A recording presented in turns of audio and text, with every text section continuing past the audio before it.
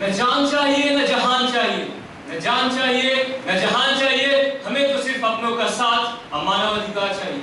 A very pleasant morning to Honorable Chairman Sir, the President Jury and all my participating colleagues. This is Havaldar Warren Aditya Kumar from 38th Assam Rifles, participating in today's debate competition, and I would like to share my opinions against the motion.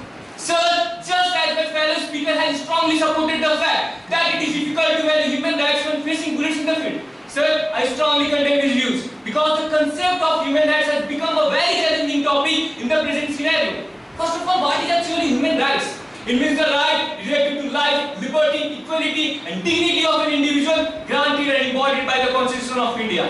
And the only condition for implementing human rights is to be human.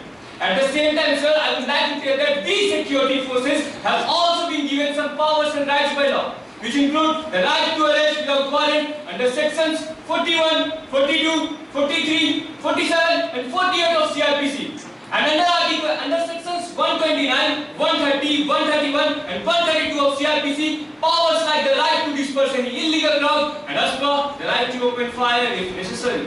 Sir, when we have been given such powers and rights by law, then if we security forces follow these sections of the Constitution in fighting the events like insurgency and militancy, then human rights will not prove to be a hindrance for us, but will be beneficial for us. Sir, with great emphasis, I would like to tell that human rights are not an obstacle. Rather, the security forces have successfully launched many campaigns keeping human rights in mind. A vivid example of which is Sukma district of Chhattisgarh, where the security forces keeping human rights in mind launched a campaign named Puna Norton, that is son of the new morning, due to which 43 Naxalites have surrendered before the government. Sir, influenced by this campaign, till now the Naxalites have been surrendering before the government, and the government has achieved great success in connecting them with the mainstream by providing them education and employment resources.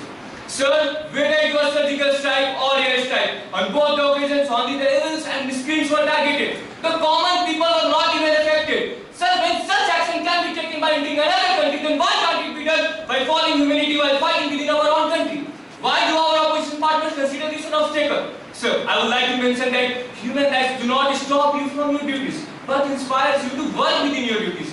My brave friends, while facing nationalism and insurgency, we will have to respect human rights because it is not only a question of justice but also of effectiveness. But sir, I believe human rights are ignored somewhere by the security forces.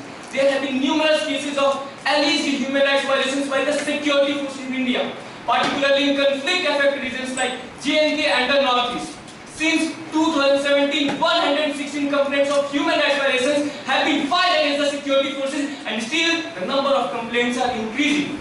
Sir, the Human Rights Commission ensures that our hands stained with the blood of same group. This can be accepted, but sir, our hands should not be stained with the blood of any innocent person.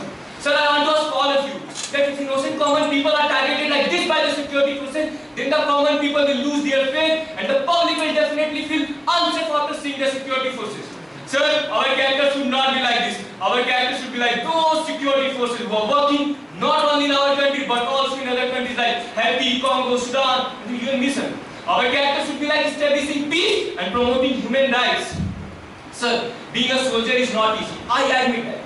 Sometimes while establishing peace, we have to suffer the most and bear the deepest wounds. But sir, it is essential to always do the right thing, even when the right thing is the hardest thing to do.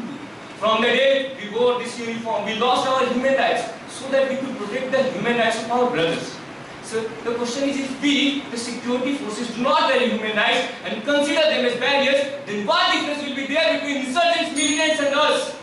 In the end, sir, I would like to tell that if everyone was born with guns and bullets, then we should forget the words like justice and peace. Sir, ink and pen have more powers than swords and guns. Even Emperor Ashoka had a change of mind after the Kalinga War. Instead of encountering a mindless person, we should guide them for a better life. We do not want to be a dictatorial leader like Hitler. We have to become like our beloved Bapuji and show the country the path of non-violence. The aim is to spread peace, not the smoke of bullets, and let the human rights prevail. That's all. Jai Hind.